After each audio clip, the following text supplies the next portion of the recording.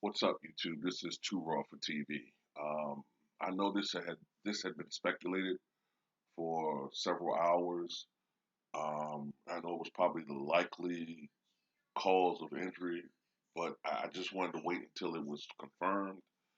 But according to Adrian Wojnarowski of ESPN, Golden State Warriors player Klay Thompson suffered a season-ending Achilles rupture, um, and obviously he's out for the season.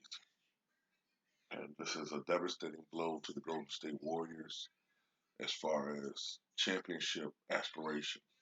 Um, Klay had been mounting a furious rehab uh, attempt, which was going to be successful. Um, when he suffered this injury yesterday, when it was called, described as a lower leg injury, it did lead me to believe it probably was something dealing with his Achilles, but it hadn't been confirmed. You was hoping for the best. Maybe it's something not that serious.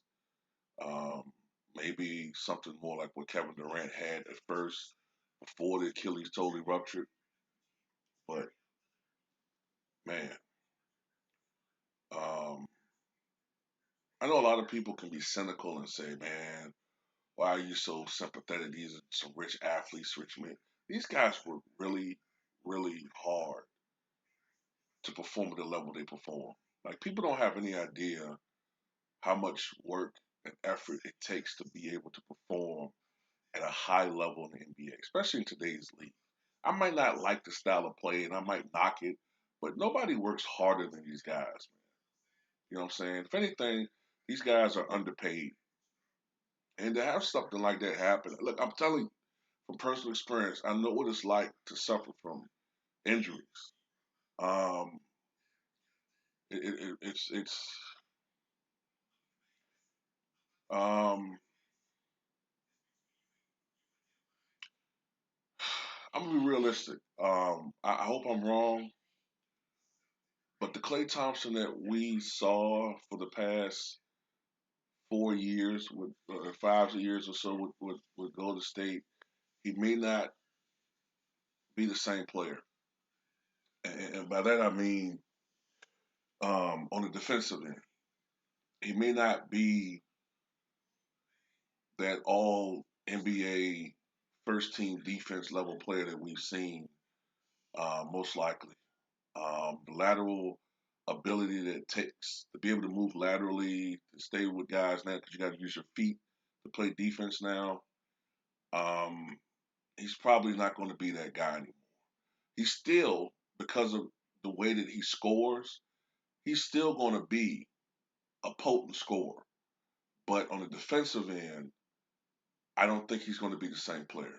I could be wrong, but it's just knowing how that injury affects people. He's not probably going to be the same defensively. Now, I know Dominique Wilkins was able to come back and be very successful. He's one of the rare cases that I saw, but even Dominique was never known for his defense. So offensively, I think Klay is going to be fine because of the way that he scores. Just like Kevin Durant, he's not predicated on physicality offensively. So on the offensive end, I think Klay's going to be fine. But on the defensive end, I think it's going to affect him. He will be back. I know he's going to come back. A lot of people say this might be early retirement. I'm not going to say that.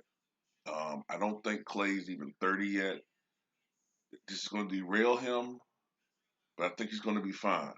A guy like Grant Hill with all his injuries, his game was more predicated on slashing and driving and athleticism. So his injuries affected him much more. Penny Hardaway is the same. Clay's a shooter. All you got to do is set a screen for him and he can knock you down.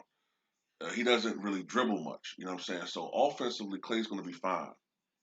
It's just on the defensive end that I'm concerned that he may not be the same guy. But he's still going to be a valuable player. And, hopefully, 20, 21, 22, when it comes around, Clay will be back, man. But best wishes to him, man. Tell me what you guys think.